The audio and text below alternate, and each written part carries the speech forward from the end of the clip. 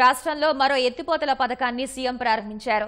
రాజధానిని వరద ముంపు నుంచి రక్షించేందుకు నిర్మించిన కొండవీటి వాగు ఎత్తిపోతల పథకాన్ని జాతికి అంకితం చేశారు. ప్రకాశం బ్యారేజీని ఆనుకుని కృష్ణా కరకట్ట సమీపంలో కొత్త ప్రాజెక్టును ఆవిష్కరించారు. కొండవీటి వాగు, పాలవాగుల వరద ఇకపై సులువుగా ప్రకాశం బ్యారేజీలోకి ఎత్తిపోసేందుకు వీలు కలగనుంది. శ్రీ దేవినేని ఉమామహేశ్వరరావు గారు అలాగే రాజధాని అమరావతికి ముంపును నివారించేందుకు నిర్మించిన కొండవీటి వాగు ఎత్తిపోతల పథకాన్ని ముఖ్యమంత్రి చంద్రబాబు జాతికి అంకితం చేశారు. ఉండవల్లి వద్ద కృష్ణా కరకట్ట సమీపంలోని ప్రాజెక్టు ప్రాంతంలో ఏర్పాటు చేసిన పైలాన్ను సీఎం ఆవిష్కరించారు. అనంతరం మీట నొక్కి పంప్ హౌస్లో మోటార్లను ప్రారంభించగా జలధారల ప్రవాహం ప్రారంభమైంది. పౌర సరఫరా సుభిక్షమైన ప్రశాంతమైన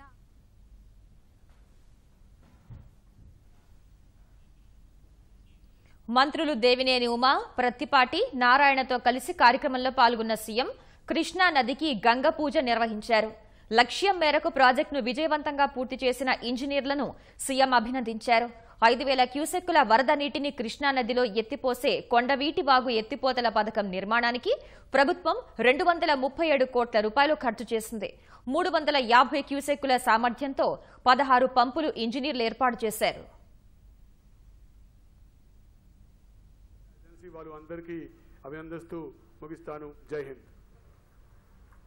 మన అమరావతి, మన కొత్త రాష్ట్రం, కొత్త రాజధాని తుఫాన్ల వల్ల, ఎక్కువ వర్షం వల్ల, వరద వల్ల వచ్చి అమరావతి సిటీకి ఒక ఫ్లడ్ ప్రకాశం బ్యారేజ్లో పెట్టి కృష్ణా ద్వారా పేరు కొండవీటి వాగు ఫ్లడ్ కృష్ణా నదికి అభిముఖంగా ఉన్న ప్రాంతంలో నవ్యాంధ్ర రాజధానిని ప్రకటించినప్పుడు ఎంత అద్భుతమైన స్పందన వచ్చిందో అంతే స్థాయిలో ఆందోళన వ్యక్తమైంది. కొండవీటి వాగు కారణంగా తలెత్తే ముంపే ఇందుకు ప్రధాన కారణం. ఈ సమస్యను తీవ్రంగా పరిగణించిన ప్రభుత్వం ప్రత్యేక కార్యాచరణ సిద్ధం చేసింది.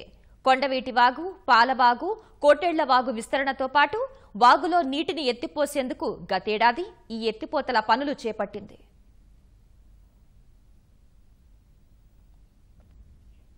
కృష్ణానదికి ఇప్పటి వరకు గరిష్టంగా వరద వచ్చినప్పుడు 18.4 మీటర్ల నీటి మట్టం నమోదైంది. కొండవీటి వాగు 16 మీటర్ల ఎత్తులో ప్రవహిస్తూ ఉంటుంది. నదిలో నీటి మట్టం 16 మీటర్ల కంటే దిగువన ఉన్నప్పుడు ఎలాంటి ఇబ్బంది ఉండదు. నదిలోనూ వాగులోనూ వరద నీరు ఉంటేనే సమస్య. వరద నదిలోకి చేరకుండా సమీపంలోని పొలాలను ముంచెత్తుతుంది. అందుకే రాజధాని భూములు మునక్కుండా చూసేలా ఎత్తిపోతలను డిజైన్ చేశారు. వాగు ప్రకాశం బ్యారేజీ వద్ద కృష్ణా నదిలో కలిసే ప్రాంతంలో ఓ చిన్న రిజర్వాయర్ను నిర్మించారు. ఈ రిజర్వాయర్ నుంచే నీటిని రెండు వైపులా మళ్లిస్తారు. నేరుగా పశ్చిమ డెల్టా కాలువలోకి నీటిని మళ్లించేందుకు ఎస్కేప్ రెగ్యులేటర్ను ఏర్పాటు చేశారు. నీరు బయటకు వెళ్లలేని పరిస్థితి వచ్చినప్పుడు మోటార్ల ద్వారా 20 మీటర్ల ఎత్తున ఎత్తిపోస్తారు. ఒక్కోటి 350 క్యూసెక్కుల సామర్థ్యం ఉన్న 16 పంపుల్ని ఇందుకోసం ఏర్పాటు చేశారు. మేఘా ఇంజనీరింగ్ సంస్థ ప్రాజెక్టు పనుల్ని పూర్తి చేసింది.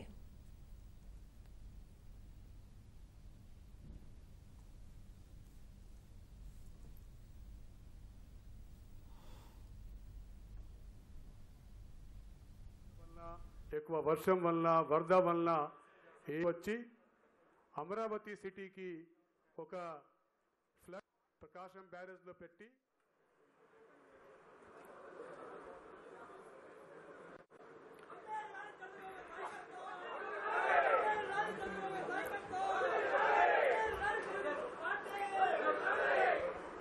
సభకు నమస్కారం.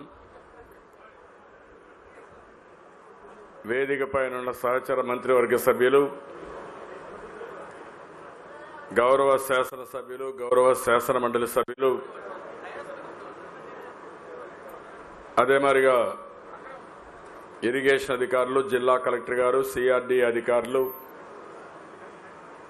ఇంకా వేదికపై ఉన్న పెద్దలందరికీ, ప్రజాప్రతినిధులందరికీ ఈరోజు కొండవీటి వాగు వరద నీటి ఎత్తిపోతల పథకానికి ఇక్కడికి విచ్చేసిన సోదరి సోదరులందరికీ నా నమస్కారాలు. ఇక్కడ మీ అందరికీ తెలుసు, చాలా గ్రామాలు ఒకసారి వరదలు ఎక్కువ వస్తే 1-2 గ్రామాలు కాదు, చాలా గ్రామాలు ముంపుకు గురవుతున్నాయి. తాడికొండ, నీరుకొండ, పెదపరిమి, తుళ్ళూరు, కురగల్లు, ఎర్రపాలెం, నవలూరు, కృష్ణాయపాలెం, పెనమాక, ఉండవల్లి ఇవన్నీ కూడా గ్రామాలు చాలాసార్లు నేను కూడా వచ్చాను. వరదలు కూడా చూసాం. ఎప్పటికప్పుడు వరదలు రావడం, ఎప్పుడన్నా వరదలు వచ్చినప్పుడు కృష్ణా నదిలో కూడా ఎక్కువ నీళ్లు వస్తే ఈ నీళ్లు లోపలికి పోలేకుండా మళ్ళా రివర్స్ వచ్చే సందర్భం. అలాంటి సందర్భంలో ఇక్కడ రాజధాని వచ్చింది. ఇప్పుడు రాజధాని వచ్చిన తర్వాత ఇంకా ఎక్కువ ఇబ్బందులు ఉంటాయి. ఆ రోజు మిమ్మల్ని అందరినీ కూడా ఎవరైతే ఇక్కడ ఉన్నారో వాళ్ళందరినీ అభినందిస్తున్నా. రైతాంగం స్వచ్ఛందంగా ముందుకొచ్చి ప్రపంచంలోనే ప్రజాస్వామ్య దేశాల్లో ఎక్కడా జరగలేదు. అలాంటిది 34,000 ఎకరాల భూమి ల్యాండ్ పూలింగ్ కింద ఇచ్చారంటే ఇది ఒక చరిత్ర. ఆ చరిత్రకు శ్రీకారం చుట్టిన రైతాంగాన్ని అభినందిస్తున్నా, ఎప్పుడూ అభినందిస్తూనే ఉంటాను. అలాంటి చరిత్ర సృష్టించారు. అలాంటి చరిత్ర మీరు త్యాగం చేస్తే ఇక్కడ నాయకులు మాత్రం భూకంపాలు వస్తాయి, లేదంటే వరదలు వస్తాయి, రాజధాని మునిగిపోతుంది అని దుష్ప్రచారం, విషం జిమ్మే కలలు కంటున్నారు. మొన్న కూడా మీరు చూశారు, ఒక చిన్న వర్షం పడింది, పెద్దగా వర్షాలు కూడా పడలేదు. చిన్న వర్షం పడితే ఇమ్మీడియట్గా మేము చెప్పాం రాజధాని మునిగిపోయిందని. వీళ్ళ కళ, వీళ్ళ యొక్క ఆలోచన ఈ రాజధాని మునిగిపోవాలన్నది తప్ప ఈ రాజధాని బాగా కట్టాలనే ఆలోచన ఏ కోశాన లేకుండా పోవడం చాలా దురదృష్టకరం, బాధాకరం. మనసుండే ఏ వ్యక్తి అయినా దీన్ని తీవ్రంగా ఖండించాల్సిన అవసరం ఉంది. రాజధానిలో మీరు భూమి ఇస్తే మీరు ఒకసారి గుర్తుపెట్టుకోవాలి, ఆ రోజు మీరు రాజధానిలో భూమి ఇచ్చారు. భూమి ఇస్తే ఏమీ జరగక మునిపే 1,00,000 కోట్ల రూపాయల అవినీతి జరిగిందని ఎవరో కొనేశారని భూమి మీ దగ్గర ఉంది, మీరు విల్లింగ్నెస్ ఇచ్చారు. మళ్ళా సిఆర్డీఏ తీసుకోవాలి, సిఆర్డీఏ తీసుకున్న తర్వాత మళ్ళీ ప్లాట్లేసి మీకు అమ్మాలి, మీకు ఇవ్వాలి, మీకు ఇచ్చిన తర్వాత మీరు అమ్ముకుంటారు. ఇంత ప్రాసెస్ ఉంటే కాదు ఇప్పటికే అయిపోయింది 1,00,000 కోట్ల రూపాయల అవినీతి జరిగిందని ఇష్టానుసారంగా మాట్లాడుతున్నారంటే వీళ్ళని ఏమనాలో నాకైతే అర్థం కావడం లేదు. ఏదేమైనా ఈరోజు మీరు అందరూ చూస్తే ఈ కొండవీటి వాగు వల్ల రాజధానికి ముంపు ఉండదు. ఈరోజు మనం చూస్తున్నాం 7,350 క్యూసెక్స్ కొండవీటి వరద నీటిని ఈరోజు మనం మొత్తం కలిసి చూస్తే 5,000 క్యూసెక్స్ మొదటి లిఫ్ట్ ఇరిగేషన్ ద్వారా సాధ్యమవుతుంది.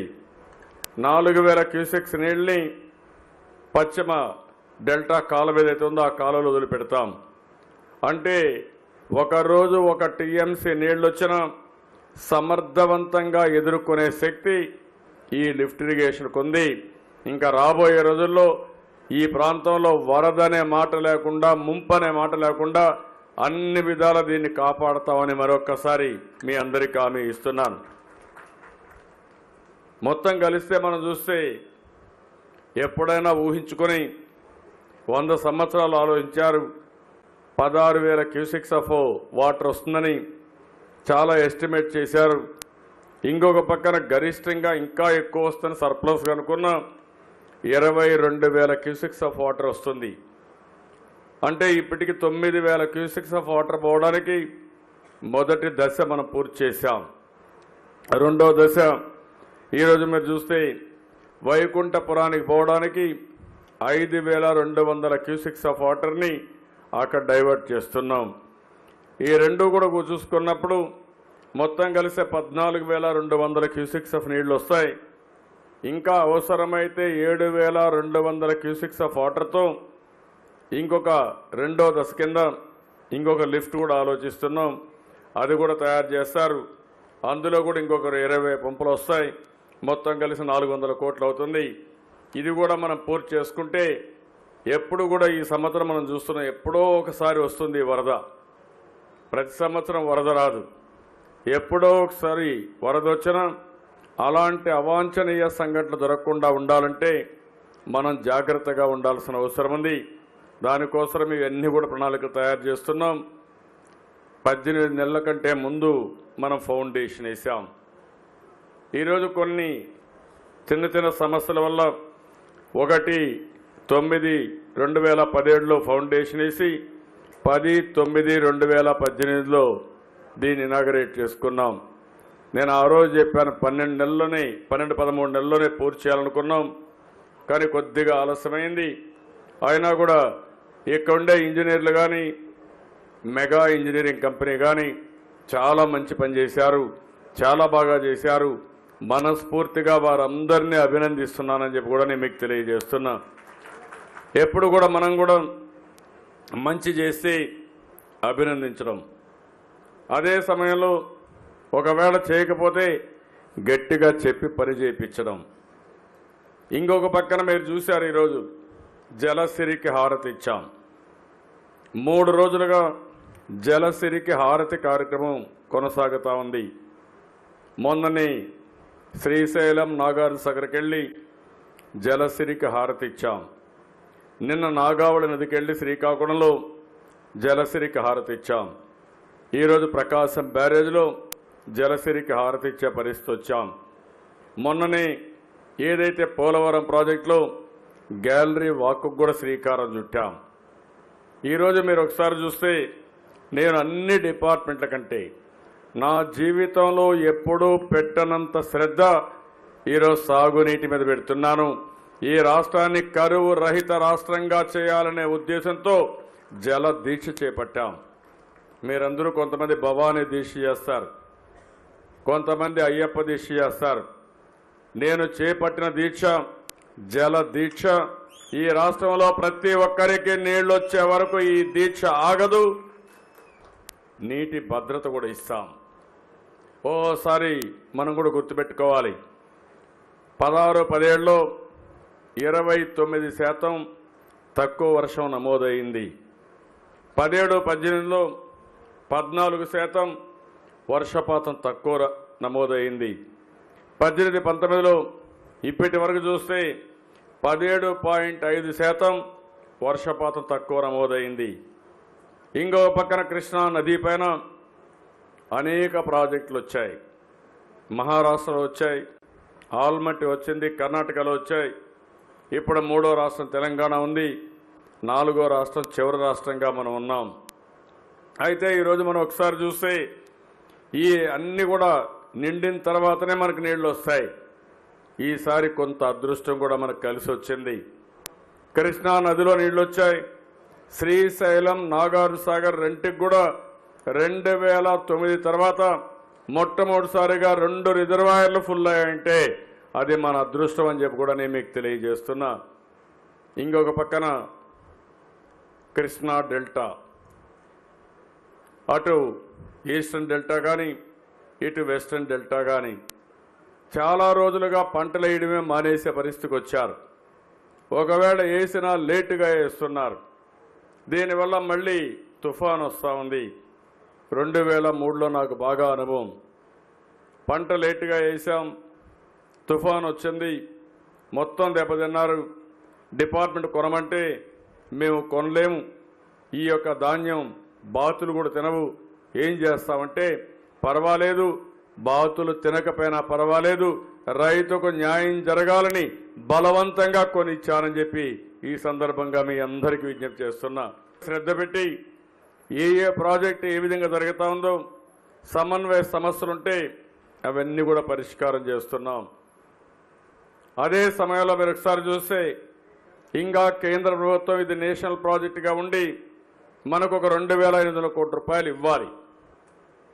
మనకు ఆర్థిక ఇబ్బందులు ఉన్నాయి. ఆర్థిక ఇబ్బందులు ఉన్నాయి కాబట్టి మనం కూడా డబ్బులు పే చేయకపోతే అక్కడ చేసే కాంట్రాక్టర్లు పనిచేయలేరు. అందుకనే ఆలోచించాను, ఎన్ని ఇబ్బందులున్నా పర్వాలేదు, ప్రాజెక్టులు ఆగడానికి వీలు లేదని డబ్బులు కూడా పే చేశాం. నేను ఒకటే ఆమె, ఇది ఇంకొక పక్కన మీరు చూస్తే ఈ ప్రాజెక్టు పూర్తి కావాలంటే 2-3 సంవత్సరాలు అవుతుంది. కాబట్టి ఈరోజు నాగార్జునసాగర్ ఉంది, 12 సంవత్సరాలైంది ప్రాజెక్టు పూర్తి కావడానికి. శ్రీశైలం ఉంది, 22 సంవత్సరాలైంది. దేశంలో ఏ ప్రాజెక్టు కూడా ఇంత స్పీడ్గా పోవడం లేదు. అంత స్పీడ్గా ఈరోజు పోలవరం నిర్మాణం చేస్తున్నాం. 2019 మేకంతా కూడా ఒక స్థాయికి తీసుకొచ్చి గ్రావిటీతో నీళ్లు ఇవ్వాలని దృఢ సంకల్పంతో ముందుకు పోతున్నాం. 2019లో పోలవరాన్ని పూర్తిగా కంప్లీట్ చేస్తాం, పూర్తి చేస్తామని కూడా మీ అందరికీ హామీ ఇస్తున్నా. 1కి 4 సార్లు మనం అనుకుంటుంటే ఆ సంకల్పం లేకుంటే మనం అనుకున్న పనికి చిన్న చిన్న అడ్డంకులుంటే అవన్నీ పరిష్కారం చేసుకొని ముందుకు పోతాం. అదే సమయంలో ఆ రోజు నేను ఆలోచించింది, పోలవరం రావాలంటే సమయం పడుతుంది కాబట్టి ఇక్కడుండే ఇంజనీర్లు కానీ అందరూ సహకరించారు. అందరి సహకారంతో మీరు చూస్తే పట్టిసీమ ద్వారా దేశంలో మొట్టమొదటిసారి 2 నదుల అనుసంధానం, కృష్ణా గోదావరి 2 నదుల అనుసంధానం చేశాం. ఇది ఒక చరిత్ర. ఈరోజు కృష్ణా నదిలో ప్రకాశం బ్యారేజీలో ఇన్ని నీళ్లు కనపడుస్తున్నాయంటే ఆ నదుల అనుసంధానం పుణ్యమేనని చెప్పి కూడా నేను మీకు తెలియజేస్తున్నా. నేను ఆ రోజు కానీ నదుల అనుసంధానం చేయకపోయింటే 3 సంవత్సరాలుగా పంటలు వచ్చేటివి కాదు. ఈ డెల్టా ఎడారిగా మారిపోయేది. అలాంటి క్లిష్ట సమయంలో ఇక్కడ రైతాంగాన్ని ఆదుకున్నాం. ఈ సంవత్సరం పోయిన సంవత్సరం కూడా నీళ్లు ఎక్కడైతే వచ్చాయో అవన్నీ శ్రీశైలంలో పెట్టుకుని కరువు ప్రాంతాలకు నీళ్లు పంపించాం. నేను ఈ సందర్భంగా రైతులందరినీ ఒకటే కోరుతున్నాను, ఇది 3వ రోజు జలసిరికి హారతి. దీంట్లో ఒక ప్రత్యేకత ఉంది. ప్రాజెక్టులు పూర్తి చేయడం ఎంత ముఖ్యమో నీళ్లపైన ఒక చైతన్యం రావడం కూడా అంతే ముఖ్యం. నీళ్ళేదో ఆకాశం ఎక్కడి నుంచో రావు. ఏదైనా కావాలంటే కొనుక్కుంటాం కానీ నీళ్లు మాత్రం కొనుక్కోవడానికి కూడా వీలు కాదు. అందుకే మనకు 2 విధాలుగా ఆలోచిస్తే మనం చివరి రాష్ట్రంలో ఉన్నాం. పైన పడిన వర్షపు నీరు వాళ్ళు వాడుకున్న తర్వాత మిగిలితే మనకు వస్తాయి. ఇంకో పక్క వర్షపు నీరుంది. ఆ వర్షపు నీరుని ఎక్కడికక్కడ భూగర్భ జలాలుగా జలాశయాల్లో నిల్వ ఉంచుకోగలిగితే మనకు కరువు వచ్చే మాట ఉండదు. అందుకే నేను ఆలోచించింది, ఒక పక్కన చెరువులన్నీ పూర్తి చేయడం. గడిచిన 4 సంవత్సరాల్లో మీరు చూస్తే 10 లక్షల పంట కుంటలు దువ్వాం. అన్ని చెరువులు పూడికలు తీస్తున్నాం. అన్ని చెరువులు కలుపుతూ ఎక్కడికక్కడ గొలుసు కట్టు చెరువులుగా తయారు చేస్తున్నాం. అటవీ ప్రాంతంలో కంటూర్ ట్రెంచెస్ కొట్టి అడవుల్లో పడే నీళ్లు భూగర్భ జలాలుగా మారుస్తున్నాం. 1,00,000 చెక్ డ్యాములు కట్టాం. ఒక విధంగా కాదు, ఎన్ని విధాల ప్రయత్నం చేయాలో అలా ప్రయత్నం చేశాం. అందుకనే ఇన్ని విధాలుగా ప్రయత్నం చేశాం కాబట్టి 3 సంవత్సరాల్లో వర్షపాతం తక్కువైనా ఎక్కడికక్కడ భూగర్భ జలాల్ని బ్యాలెన్స్ చేయగలిగాం. ఈరోజు నేను మీ అందరినీ కూడా కోరేది ఒకటే, ఈరోజు రాష్ట్రంలో చాలా వరకు ఎన్నిటి వల్ల మనకు 1067 టీఎంసీ నీళ్లు రిజర్వాయర్లో ఉన్నాయి. రిజర్వాయర్లో 622, చెరువుల్లో ఒక 60, నేలలో తేమ కూడా మానిటర్ చేస్తూ ఇది ఒక 354. 3 సంవత్సరాలు వర్షాలు పడలేదు కాబట్టి భూగర్భ జలాలు తగ్గి 41. అదే మరి నీటి సంరక్షణ పథకాల వల్ల ఒక 9 టీఎంసీ నీళ్లు పొదుపు చేయగలిగాం. తీసుకున్నాం. ఈరోజు ఇరిగేషన్ డిపార్ట్మెంట్ ఉంది. నేను మనస్ఫూర్తిగా అభినందిస్తున్న మంత్రి గారిని కానీ, ప్రిన్సిపల్ సెక్రటరీ కానీ, ఈఎన్సీ కానీ మనస్ఫూర్తిగా అభినందిస్తున్నా. చాలా మంచి పని చేశారు. వాళ్ళని మీరు కూడా అభినందించాల్సిన అవసరం ఉంది. అంత మంచి పని చేసిన వ్యక్తులకి ప్రోత్సాహం మనం అభినందించడమే. ఈరోజు మీరు ఒకసారి చూస్తే ఇప్పటి వరకు 12 ప్రాజెక్టులు ప్రారంభించాం. Purushottapatnam lift irrigation, Sharada river పైన విశాఖపట్నంలో ఒక ఆనకట్ట, Muchumarri lift irrigation, Kandaleru left canal పైన లిఫ్ట్ ఇరిగేషను, గండికోట పైన సిబిఆర్ లిఫ్ట్లు, సిద్ధాపురం లిఫ్ట్ ఇరిగేషను, ఎర్రకాలువ ఆధునీకరణ, పోగొండ రిజర్వాయర్ వెస్ట్ గోదావరి జిల్లాలో పూర్తి చేయడం, అదే మాదిరిగా స్టేట్ హైవేస్ 31 రోడ్ వర్క్స్ అన్ని కూడా గండికోట దగ్గర పూర్తి చేయడం, పులకుర్తి లిఫ్ట్ ఇరిగేషన్ పూర్తి కావడం, చినసాన నిన్నే శ్రీకాకుళంలో ఇనాగరేట్ చేయడం, కొండవీటి వాగు ఈరోజు మనం ఇనాగరేట్ చేసుకునే పరిస్థితికి వచ్చాం. ఇవి 12 ప్రాజెక్టులు ఇప్పటికి పూర్తి చేశాం. ఇంకా మీరు చూస్తే పెదపాళెం, గోరకల్లు, ఆవుకు టెనలు, పులి కనుమ, పులిచింతల ఇవన్నీ కూడా ఇనాగరేషన్ సిద్ధంగా ఉన్నాయి. ఇవి కాకుండా మీరు చూస్తే Vamsadhara project stage 2 phase 2, Vamsadhara Nagavali నదుల అనుసంధానం, మహేంద్ర తనయ ఆఫ్షోర్ రిజర్వాయర్, తారకరామ తీర్థసాగరం విజయనగరంలో, ఉత్తరాంధ్ర సుజల స్రవంతి ఇది విశాఖపట్నానికి, గుండ్లకమ్మ, కొరిసపాడు నెల్లూరు జిల్లాలో, ప్రకాశం జిల్లాలో, నెల్లూరు బ్యారేజ్, సంగం బ్యారేజ్ ఇవి కూడా నెల్లూరు జిల్లా, చింతలపూడి ఎత్తిపోతల పథకం దీనివల్ల కృష్ణా డెల్టా సస్యశ్యామలం చేసుకునే పరిస్థితి వస్తుంది. Veligonda tunnel 1 and 2 head regulator దీనివల్ల పశ్చిమ తాలూకాలైనటువంటి ప్రకాశం జిల్లా ఈరోజు కరువుతో చాలా బాధపడుతున్నారు. వాళ్ళకి చాలా వెసులుబాటు వచ్చే పరిస్థితి వస్తుంది. అదే మరి జీడిపల్లి రిజర్వాయర్ నుండి భైరవాణి తెప్ప ప్రాజెక్టు కోసం, ఇంకో పక్క Somasila Swarnamukhi link canal, Adavipalli reservoir, Kuppam branch canal, Gandikota reservoir, Marala, Cherlopalli, Madakasira branch canal, Balaji reservoir, Mallemadugu reservoir, Venugopal Sagar reservoir.